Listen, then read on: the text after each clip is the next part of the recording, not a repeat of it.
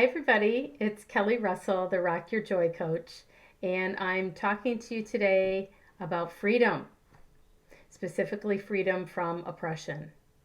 So it's the week leading up to the 4th of July, Independence Day in the US, and the celebration of this country's birthday. This country was founded in a revolution uh, that had all to do with uh, freedom from oppression. And so I thought it was a timely topic. And, you know, this channel and my talks are all about rocking your joy. And you can't rock your joy if you're oppressed and you're not free. And so, what is oppression? Well, I looked it up in the dictionary, and oppression is prolonged unjust treatment of or control, exercise of power, and mental pressure or distress.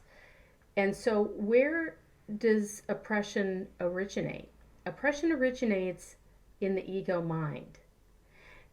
Oppression of all of our freedom. So, our freedom to be who we are in the world, and who we are is pure love, an expression of an extension of God, of the love of God. That is the truth of who we are. And that becomes oppressed when we listen to the voice of the ego mind. The ego mind is that voice in our heads that tells us that we are guilty, that we are shameful, that we're not good enough, that there's something wrong with us, that we are flawed, that we are, and causes us to feel that we can't be at peace, that we're anxious, that we're depressed, that we're frustrated, we're pissed off, and this is all stemming from a belief, an erroneous unconscious belief that we are separated from God, that we somehow separated from our Creator, and that we are alone, and that we are guilty. And none of that is true, but it kind of doesn't matter what's true when we have the perception that it is. That's what we're operating from. And so our freedom to be able to claim who we are and operate from that place in the world has been seriously oppressed for millennia.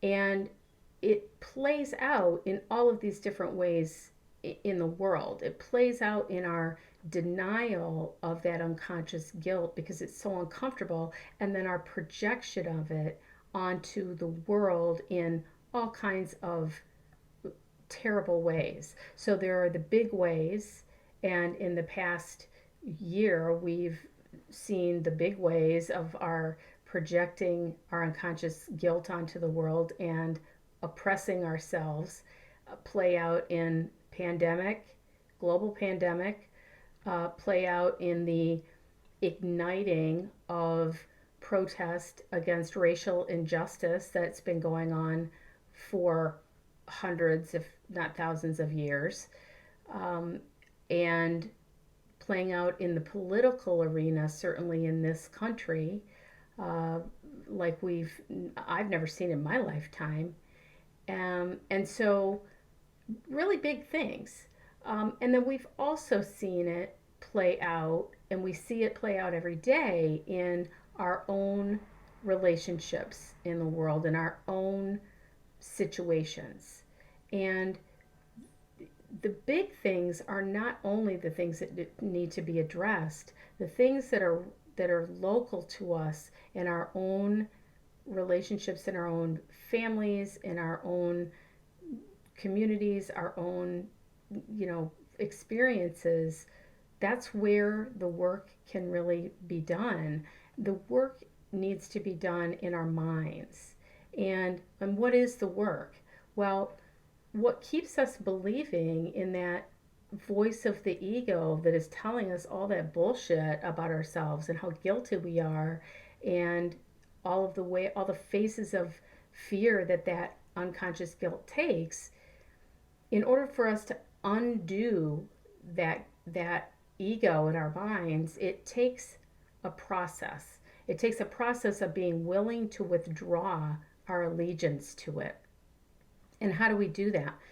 A Course in Miracles gives us the perfect instrument to use. It's a particular type of forgiveness that acknowledges the truth of ourselves by acknowledging the truth of the other person or the truth of the situation, because it's a reflection of what we believe about ourselves. Everything that we see in the world, whether it's a pandemic, whether it is racial injustice, political discord, whether it is losing a job or having an illness or having uh, distrust in and conflict in a relationship, however it is playing out in the world of form, that is just the reflection of our projection of our unconscious guilt on it. And so the way that we undo our unconscious guilt is by a particular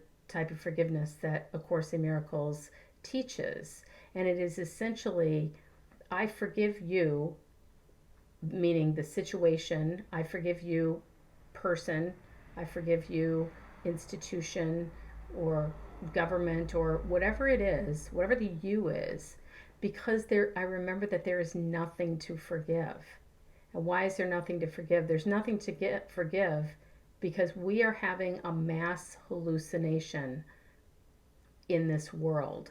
This world is made up in our ego minds and everything in it, including our own bodies and everything else. And so if this world is a dream, then making anything real by making other people wrong, by making, by feeling like we're victimized by anything or that anyone has done anything to us and attacking them for it, is doing two things. First of all, it is making a dream real, like you would make a dream real that you had like last night when you were in bed sleeping, and then getting up the next day and being pissed off about whatever you dreamt about.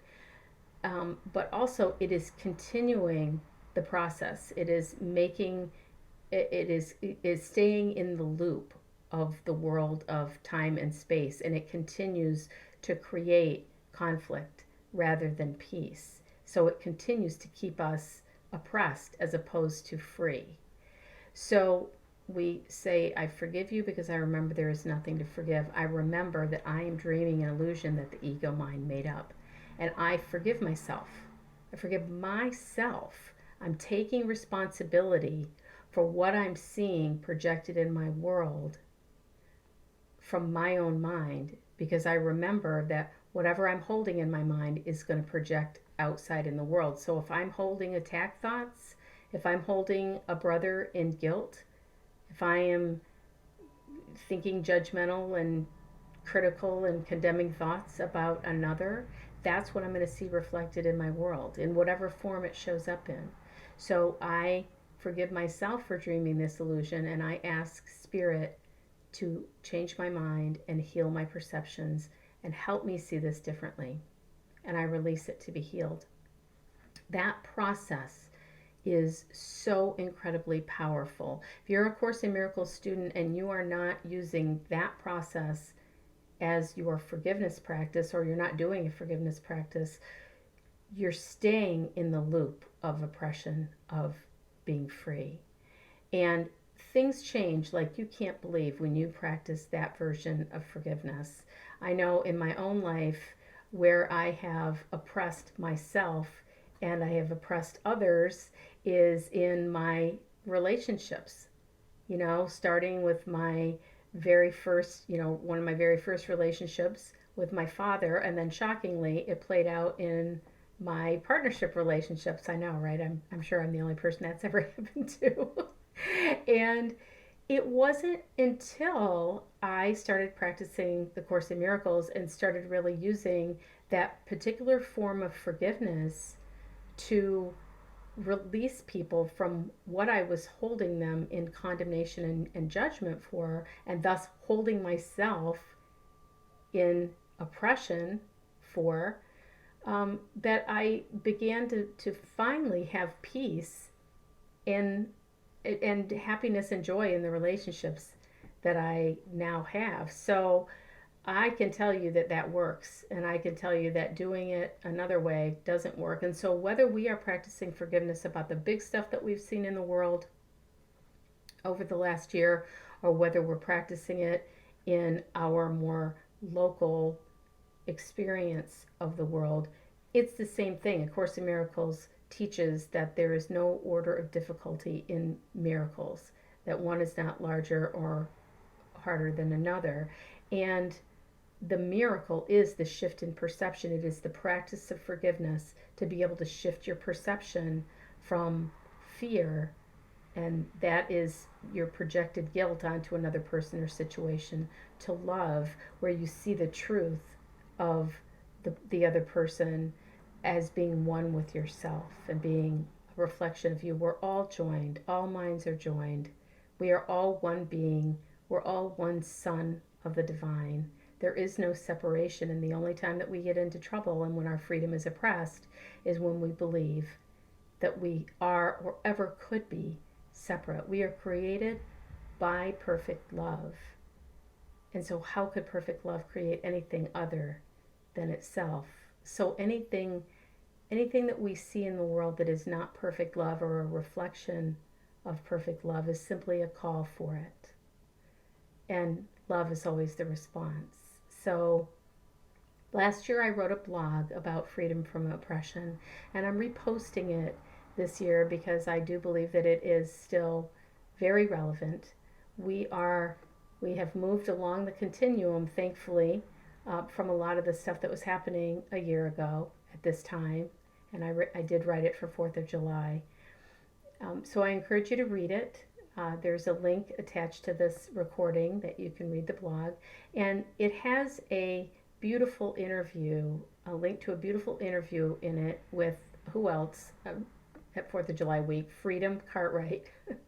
And she is being interviewed by Emily Bennington of the Circle of Atonement, and she tells the most beautiful story of a black woman named Ida who was a maid in the family of Helen Schuckman, scribe of the Course in Miracles, when Helen was a child, and was a person of very, very important prominence to Helen in her spiritual education and her spiritual exposure to spiritual ideas. So it's a lovely story and a lovely interview. And so check out the blog. And also I invite you to check out my website, rockyourjoy.com. There's a free workshop on happiness over there. There's a downloadable meditation for guidance.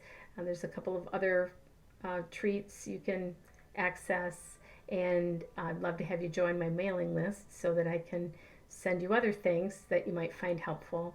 And if you're thinking about doing coaching, please feel free to book a discovery call. And so I am so happy that you're with me today. I appreciate you joining me and tuning in, and happy independence. Let freedom ring. I love you.